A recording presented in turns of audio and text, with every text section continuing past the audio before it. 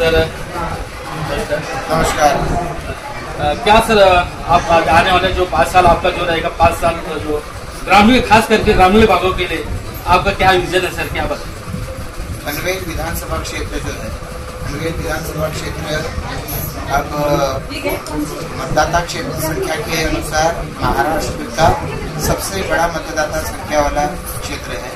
5,06,52,000 voting इस मतदाता क्षेत्र का है और पनवेल से ऊपर सिर्फ चिंचवड़ कॉन्स्टिट्यूंसी है कि जिसका वोटिंग इससे ज़्यादा है।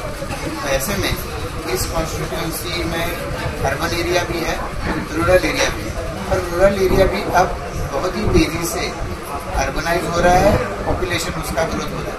तो ऐसे में हमारे सामने वाला चैलेंज ये है कि ये जो पॉपुलेशन है जो गांव में रहता है इसका डेवलपमेंट जो है वो प्लान डेवलपमेंट है, और दूसरा उसी के साथ साथ उसका इंफ्रास्ट्रक्चर शहर के ताकत का हो, ताकि वहाँ पे पानी की, ड्रेनेज की, लाइट की ये समस्या ना आए।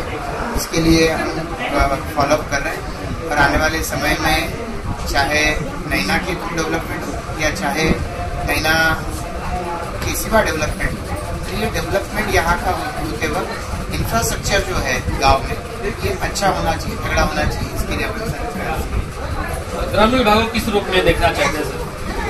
ग्रामीण भाग मैंने जैसा अभी कहा कि नैना ने यहाँ पे टीपी स्कीम लाने का फैसला किया। टीपी स्कीम अगर आती है तो गांव के बाहर वाले जमीन का डेवलपमेंट होगा। गांव का डेवलपमेंट उसी तरीके से होना चाहिए जैसे शहर का होता है। रोड्स, इंफ्रास्ट्रक्चर है, गटर्स है, पब्लिक एमिनिटीज में garden, ground, social justice, gymnasium, social welfare के रिक्रिएशनल सेंटर्स, ये सारी चीज़ें वहाँ पर होनी चाहिए। इसके लिए हम लोग भी फॉलो करें। जिस तरह से विरोधी पार्टी आपके ऊपर आरोप लगा रहे हैं कि 15 सालों में प्रशांत ठाकुर साहब ने ग्रामीण भागों के लिए कुछ नहीं किया, तो इसका उत्तर कैसे कहेंगे? पनवेल महापालिका 2016 साल में बनी है और अब लगभग उसको 8 साल लगभग हो गए। अब ग्रामीण के क्षेत्र में घूमिए और आप बताइए मुझे कि रास्ते बने हैं कि नहीं बने हैं। केंद्र सरकार के योजना से जल जीवन मिशन में हर गांव के पानी के लिए स्कीम्स वहाँ पर बन रही है। अलग अलग वहाँ पे इंफ्रास्ट्रक्चर के काम आज MLA फंड में से, स्टेट के फंड में से, सेंट्रल के फंड में से वहाँ पर हो रहे हैं। बोलने वाले लोग हैं, इनके पास बोलने के सिवा कुछ कर तो इन्होंने कुछ नहीं किया। 6 साल ये विधायक रहे, 6 साल में ये कुछ नहीं कर पाए, डेवलपमेंट के काम नहीं ला पाए। ये इल्जाम लगाने के सिवा और कुछ नहीं कर सकते। पर काम करने की जिम्मेदारी हमारी है। जो छूटा होगा हम ही को करना है, इसकी हमें पूरी समझ है और हम इसको करते रहेंगे। रोकने वाले जैसे सर आप पिछले जो लोकसभा का जो चुनाव हुआ था तो उसमें जो विरोधी पार्टी थे बहुत सारे उन्होंने आरोप लगाए और बहुत सारे पब्लिक ग्राउंड में जाके, शहरों में जाके उन्होंने संविधान के बारे में उन्होंने गलतफहमी फैलाई और कुछ हद तक उनको सफलता भी मिल चुकी।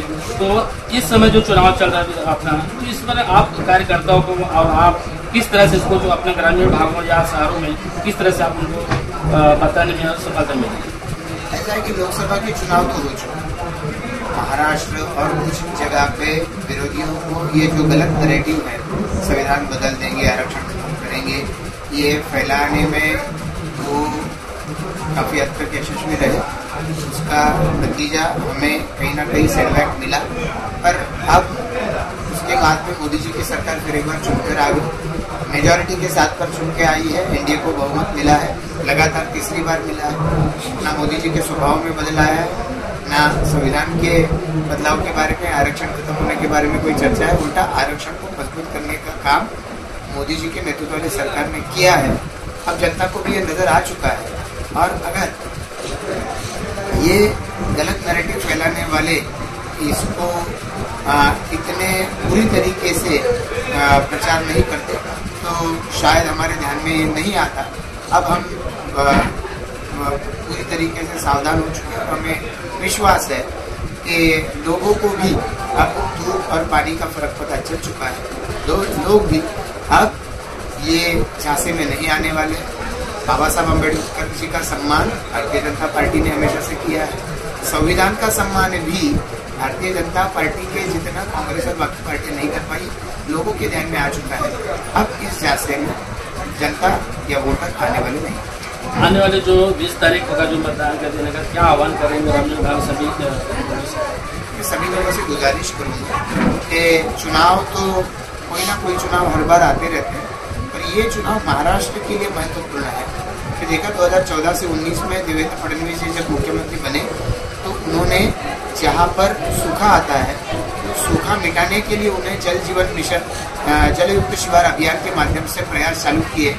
लगभग 20,000 गाँव इसमें से बाहर निकल कर आ गए। लातूर जैसे एरिया को टैंकर से पानी भेजना पड़ता था, आज वहाँ पे पानी की व्यवस्था हो रही है, बारिश का पानी वहाँ पर लोग इस्तेमाल करते हैं।